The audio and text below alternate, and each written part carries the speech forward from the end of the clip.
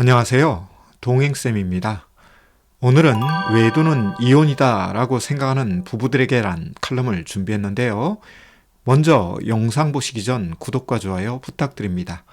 고맙습니다. 부부가 살아가다 보면 이혼할 수 있는 경우가 있습니다. 대표적인 경우는 가정폭력에 노출된 경우죠. 가정폭력은 한순간의 폭력으로 그치지 않고 지속적, 반복적으로 이루어지는 경우가 많습니다. 또한 은밀하고 비밀스럽게 이루어지기도 합니다. 가정폭력에 오랫동안 노출된 분들은 자존감도 낮지만 학습된 무기력으로 인하여 굴레에서 벗어나지 못하죠. 가정폭력 외에도 부부가 이혼할 수 있는 사례는 많습니다. 경제적 무능, 의사소통의 실패, 시월드, 처월드 갈등, 성격 문제, 성적 문제, 그리고 이성 문제, 즉 외도가 그것들이죠. 특히 외도는 준비되지 않은 이혼으로 이어지는데요. 외도 직면 후 회피적 이혼, 감정적 이혼, 보복적 이혼, 징벌적 이혼 등으로 인하여 이혼이 발생할 수 있습니다.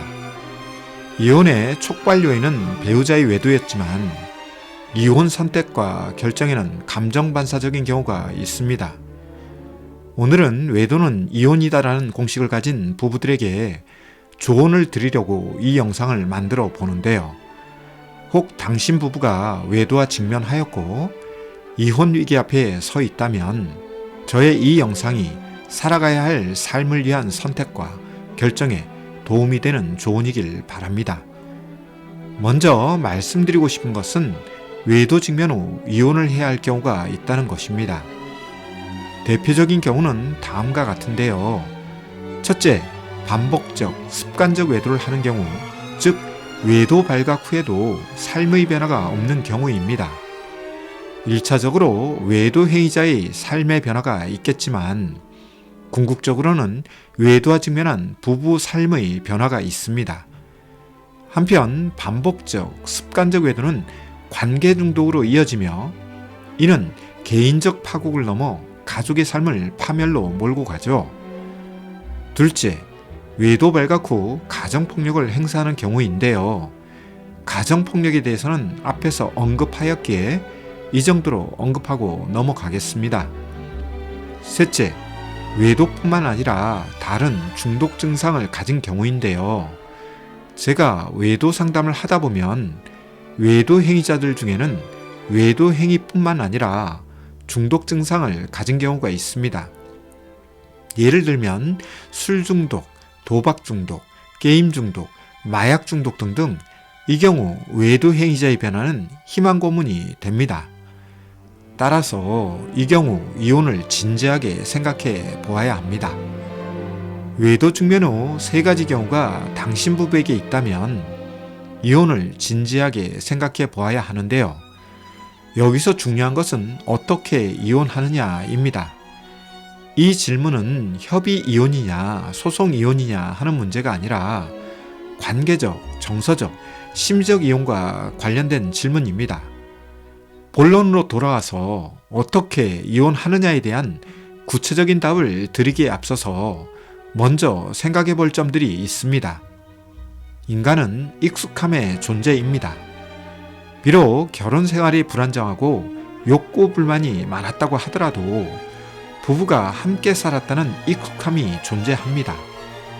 따라서 이혼할 경우 다음과 같은 것을 체크해 보아야 하는데요. 첫째, 나는 외로움, 고독감, 쓸쓸함, 허전함 등 관계적 감정에 대해 어느 정도 내공이 있는가? 둘째, 나는 새로운 환경에 대한 적응력에 있어서 회피적인가? 직면적인가? 혹은 어떤 유형인가? 셋째, 내가 이혼을 선택함에 있어서 회피적, 감정적, 보복적, 징벌적 이혼 등 어떤 성격의 이혼을 선택하고 있는가? 넷째, 내가 이혼 후 얻는 것과 잃는 것은 무엇인가? 다섯째, 나는 이혼 후 삶에 대한 대안을 가지고 있는가? 아니면 이제부터 대안을 만들어야 하는가 등등 이런 체크리스트를 가지고 상황을 확인해 보아야 합니다. 만약 이런 부분에 대해 분명한 답변을 할 수 있다면 이혼을 진지하게 고민하거나 결정할 수 있는데요. 다만 여기에서 다음과 같은 조언을 드리고 싶습니다. 이미 언급한 것처럼 인간이란 익숙함의 존재이기에 이혼에 앞서 이혼 연습이 필요하다고 말씀드립니다. 무슨 이야기냐면 혼자 살아보는 연습이 필요하다는 것이죠. 이에 이혼에 앞서 한시적 분거를 먼저 해보는 것이 좋습니다. 이를 통해 혼자됨을 체험하고 버림당한 느낌을 경험하면서 그럼에도 불구하고 자존심이 아니라 자존감은 있는지, 새로운 환경에 대한 적응력은 있는지, 혹은 심리적, 정서적, 관계적 이혼을 할 수 있는지를 먼저 확인하고 체크해 보아야 합니다. 아울러 경제적 이혼이 불가능하다면 경제적 자립과 독립을 위한 준비 시간이 필요한데요. 따라서 외도는 이혼이다라고 이혼을 선택할 경우 이혼은 자유가 아니라 새로운 굴레가 된다는 것을 외도 직면 후 부부들이 신중하게 생각해 보아야 합니다. 아울러 인간이란 존재는 경험하지 못한 세계에 대해 긍정 편향이나 부정 편향을 가지는 경우가 많은데요. 신기하게도 이혼을 선택하는 분들은 긍정 편향을 하면서 미지의 세계에 대한 준비와 대비를 소홀히 하죠. 그리고 이혼만 하면 자유이거나 행복이라고 생각하죠. 그런데 이혼 후 삶이 굴레이고 불행이라면 이혼 후 후회하거나 자괴감에 빠지면서 자존감은 하락하고 삶은 불안정하게 됩니다. 그리고 이런 환경과 직면하게 되면 먼저 나타나는 증상은 심신의 건강이 나빠지는 것입니다. 아울러 이혼 후 자기관리는 혼자 해내야 하는데요. 이런 부분에서 자기관리가 안 되는 분들의 경우, 그리고 자녀와 함께 동거하는 경우 자녀에게 부정적 영향이 갑니다. 그래서 제 주변에 이혼한 분들 중에는 몸이 아프다는 이유로 자녀들의 학업에 소홀한 경우도 있고, 마음이 힘들다는 이유로 술을 가까이 하며 알코올 의존이나 중독에 빠지는 분들도 보았습니다. 또한 외로움, 고독감, 쓸쓸함, 허전함 등으로 인하여 관계 중독에 빠지기도 합니다. 이에 외도로 이혼했음에도 불구하고 외도 상간자가 되는 경우가 있습니다. 또한 이혼 후 삶의 변화가 없음에도 전 배우자와 재결합하거나 새로운 배우자와 재혼을 시도하는 경우도 있습니다. 문제는 새로운 환경에 대한 적응력이 떨어지는 분들의 경우 동일한 어려움에 직면하면서 재이혼을 하는 경우도 있죠. 이 세상사는 양면적인 모습을 가지고 있습니다. 이를 다른 말로는 작용이 있으면 반작용이 있다고 하죠. 결혼이 행복의 관문이 될 수 있지만 불행의 관문이 될 수 있고 이혼 역시 동일합니다. 따라서 준비된 이혼, 대안 있는 이혼, 자존감 높은 이혼은 이혼 후 삶을 안정적이고 행복하게 만들지만 반대의 경우에는 파국과 파멸만이 기다리고 있죠. 이에 외도는 이혼이다라는 공식에만 몰입하지 마시고 어쩔 수 없이 이혼을 선택해야 한다면 앞에 언급한 것들을 차분한 감정과 냉철한 이성을 가지고 탐색 및 체크해 보아야 합니다.